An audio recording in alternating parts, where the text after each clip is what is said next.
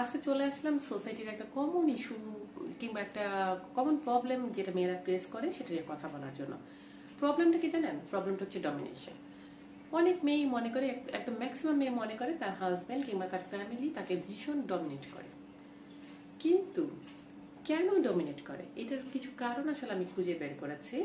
প্রথম যে কারণটা হচ্ছে সেটা হচ্ছে একটা মেয়ে যখন সময়ের সাথে সাথে বেড়ে ওঠে তখন না তার কনফিডেন্সের অভাব থাকে।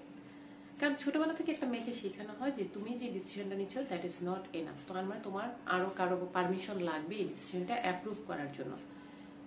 আমাদের মাইন্ডেই না একটা থেকে যায় যে আমি যে ডিসিশনটা নিচ্ছি তার মানে সেই ডিসিশনটা অ্যাপ্রোপ্রিয়েট না যতক্ষণ পর্যন্ত আমি আরেকজন এটা অ্যাপ্রুভ না করবে। তো দেখা যায় কি যে আমরা যখন কোনো কিছু করি, মানে মেয়েরা যখন কোনো কিছু করে তখন তারা পারমিশন সিক করে।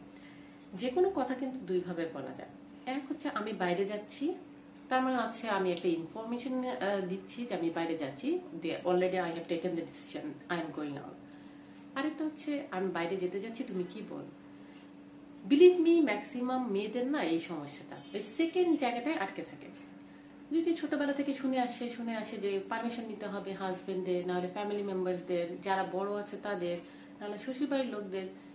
তো কারো না কারো ক্ষেত্রে গিয়ে এই জিনিসটা আটকে যায় নিজের অজান্তে।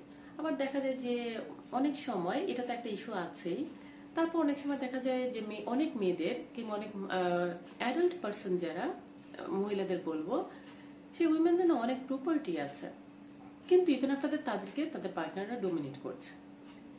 কেন? মানে এই ব্যাপারটা কেন? এই ব্যাপারটার ক্ষেত্রেও কেউ কিন্তু বলবো যে কিছু ব্যাপার পার্টনারদেরও এগিয়ে আসা উচিত, যে যার যে প্রপার্টি আছে তাকে সেই জায়গাটায় ছাড় দিতে হবে। চিন্তা ভাবনার যে জায়গাটা, সেই জায়গাটা থেকে উদার হতে হবে।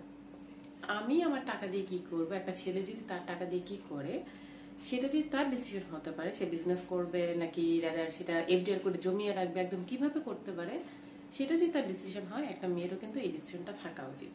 এবং এটা কিন্তু আমি কিংবা আমার একার চিন্তা ভাবনায় কিংবা আমরা কয়েকজন চিন্তা করছি, গ্রুপ অফ পিপলের চিন্তা ভাবনায় তেমন কোনো চেঞ্জ আসবে না। রাদার সোসাইটির প্রত্যেকটা মানুষের এই চিন্তা করতে হবে। তাই বলবো যারা আমার এই ভিডিওটা দেখবেন তারা না একটু লিবারেল ওয়েতে চিন্তা করেন, যে আপনার সামনের পার্টনারটাও তো চলার পথে আপনারই একটা অংশ, তাই না? যে এটা ছেলে হোক মেয়ে হোক, এই যে মানুষকে দমিয়ে রাখার একটা ব্যাপার, এই জায়গাটা থেকে যদি বের হওয়া যায় না, দেখবেন লাইফটা খুব সুন্দর।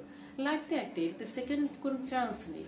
তো কাউকে ডোমিনেট করার মধ্যে না তেমন কোনো সুখ থাকার ব্যাপার না। হ্যাঁ, কাউকে ডোমিনেট করতে পারলে হয়তো বা সাময়িক একটা ভালো লাগে, নিজের মধ্যে একটা রাজা রাজা ফিল হয়, বাট বিলিভ মি আপনি কিন্তু আলটিমেটলি ফ্যামিলির বাকি মেম্বারদের কাছে, স্পেশালি আপনি যাকে ডোমিনেট করছেন সেই পার্সনটার কাছে আসলে আপনার অবস্থানটা নিচু হচ্ছে।